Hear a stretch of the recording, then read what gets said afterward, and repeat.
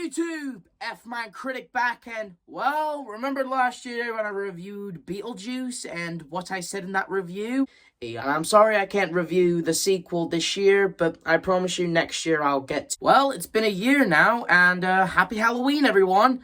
And like I said last year, I'm now going to review Beetlejuice, the 35-year-long movie to the original 1988 Beetlejuice. And I just got done watching it a few days ago, and it's okay to say the least. It's not as good as the original, but still good in some areas. So let's get into it. After 35 years, where do we go from here? Well, Lydia, the teenager who can talk to ghosts, is now doing her own talk show where, she's basically doing reviewing haunted houses and communicating with the dead. But she still has PTSD from Beetlejuice trying to marry her, and even sometimes sees her. She kind of has some kind of pill problem, and her boyfriend / manager tries to calm her down every now and then with cringy lines. And she gets a text from her stepmom on that apparently her dad Charlie has died. Oh yeah, since I explained it in the first review that the actor who played Lydia's dad is in prison now because, well, read this. So they had, and since he's not going to do the movie in prison, and they obviously had to kill him off. And how did they kill him off? Well, apparently he was bird watching on a plane, and plane crashed. Actually, he survived the crash, but then he gets eaten by a shark. And we don't see him throughout the movie. And we do see him in the movie, but most of the time it's mostly his head been bitten off, and it's a different actor sort of doing the voice. So, well, that takes care of that.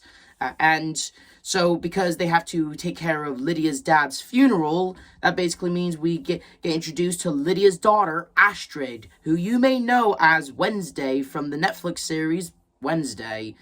And I gotta say, it was perfect casting on that part, actually. I actually thought it was a pretty good idea to get Wednesday Adam to play as Lydia's daughter in this movie. So, that was kind of cool to do. And so basically, they have to go back to that small town and do the funeral at the house. And if I'm being honest here, the movie kind of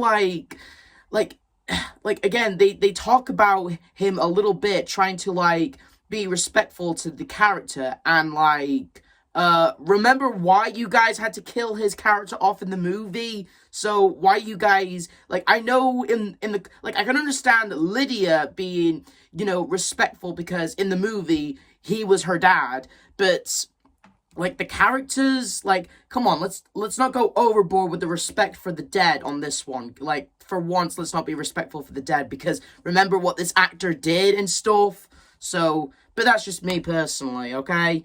I think the movie kind of focused a little too much on the dad's funeral, and again, people remember what he did, so I don't think we should be that respectful. But whatever. And Astrid, she kind of hates her mom because they have a strained relationship because, well, she's always doing the talk show, and considering the fact that her dad died before the movie, they kind of have a restrained relationship. And she's not a fan of her mom's new boyfriend, and during the funeral, her mom's boyfriend, which is named Roy, I believe, he proposes to get married on Halloween. And during all that, Astrid, she gets all angry and she almost dies, but thankfully she avoids death and she ends up meeting a boy, which they kind of hit it off and they kind of plan to maybe hang out around Halloween. Oh, that's sweet. I wonder how this will continue. And so basically, and as for Beetlejuice himself, well, he's actually been watching Lydia from afar, and still, well, considering the fact that she's no longer a teenager anymore, or it's less creepy now, so that's good.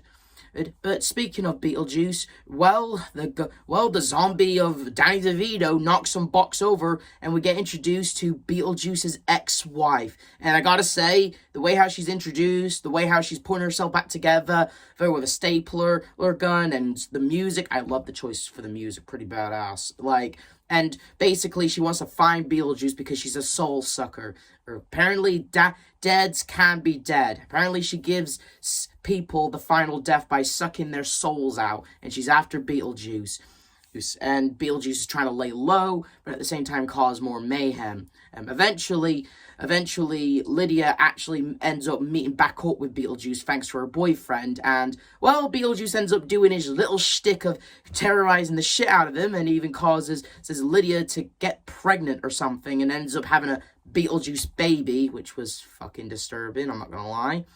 Right, and eventually she ends up saying home 3 times, and she ends up getting zipped back home, and her fiance ends up being all like, well, that was a weird-ass dream. Like, dude, that was more than a weird-ass dream, buddy, but whatever.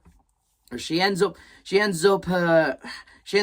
to ignore Beetlejuice and all that, and ends up taking her daughter to the boy's house. And then during all that, it's revealed that the boy is actually dead himself. It turns out Astrid apparently has the same ability as her mother can, as the ability to speak to the dead.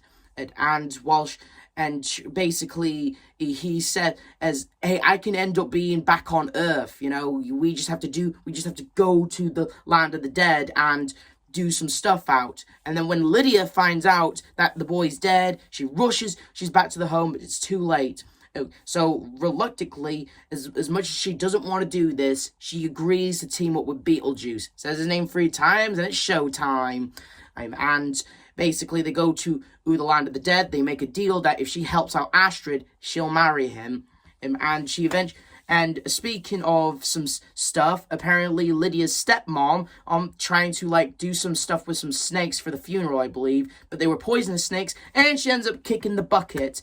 And I won't lie, it is kind of funny, where she's all like, I know people, I have people! But anyway, Lydia ends up finding Astrid and ends up saving her, and they end up running into the dad. And to tell you the truth, like, Astrid made it big about her dad, like how much she loves him and stuff, but we don't really spend that much screen time with them. Hell, even Lydia doesn't, like, you know, say something to him that much. You know, they don't even, like, share a kiss or hug separately without Astrid, because, like, they previously knew each other. Like, Astrid I can understand, but, like, Lydia, like, I'm just saying, the reunion, like, I wish it went on a little longer, and I wish it was, like, dived in a little more between the relationship between the father, Astrid, and Lydia, and seeing, like, what their dynamic was like when he was alive.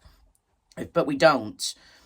Anyway, and as for Astrid's ex-boyfriend now, well, soon he tries to, you know, cash in the whole Lydia trading in her life so he can go back. He ends up getting shit out of luck because Beetlejuice helping Lydia out. The boy ends up getting sent straight to hell. Good riddance.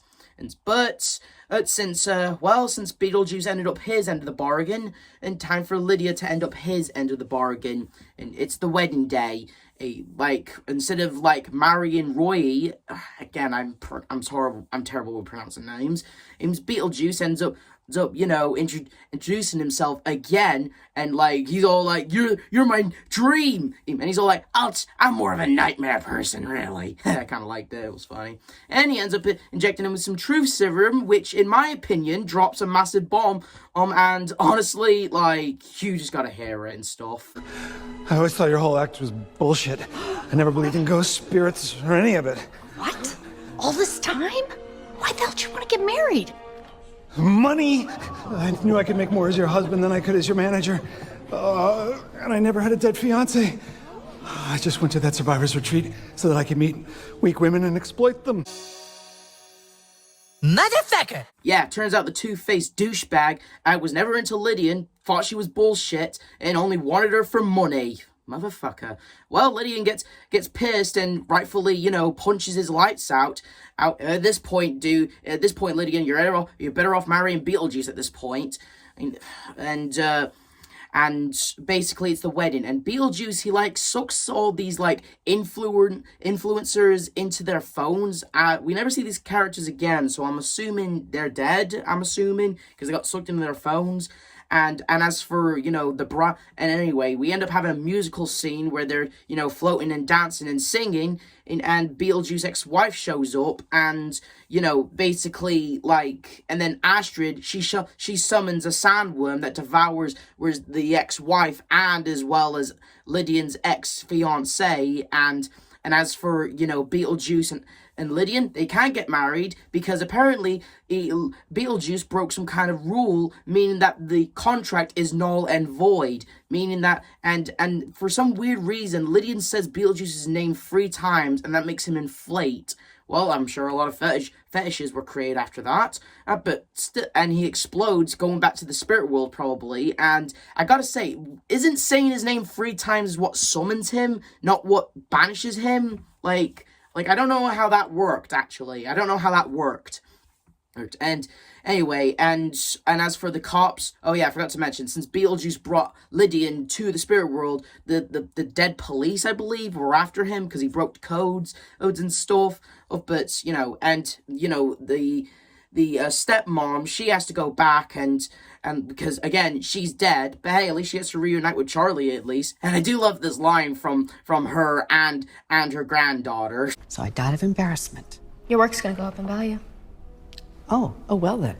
And as for Lydian and Astrid, they actually have a montage together. And, in some weird ways, years gone by, because apparently, they travel to some place, Astrid meets a guy, gets married, and eventually has a baby. But apparently, it's a Beetlejuice baby. And, apparently it wasn't revealed, and it wasn't all real, because it ends up being a dream from Lydian.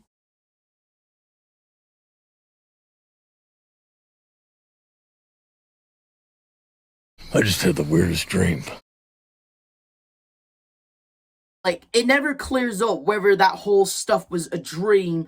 I'm assuming the Beetlejuice baby was a dream, but the other stuff, honestly, this was my reaction after that. What? Why? What the f*** was that? Oh. What the f*** is going on here? And that was Beetlejuice. And what do I have to say about it? Well... Not bad, not bad. Yeah, it's not bad. It's not bad. I do like it. It's... it's not as good as the original. Far from it, But I do like the stuff between Lydian and Astrid. I did like the jokes from Lydian's stepmom. I do like it that they killed off Charlie. Good riddance. I do like what happened to the boyfriend. And good riddance to him. But you know what I didn't like? Whatever happened to freaking Alex and Barbara? I'm sorry, but I know I should have mentioned this earlier, but Barbara and Alex, sorry, they're nowhere in this movie. They're nowhere.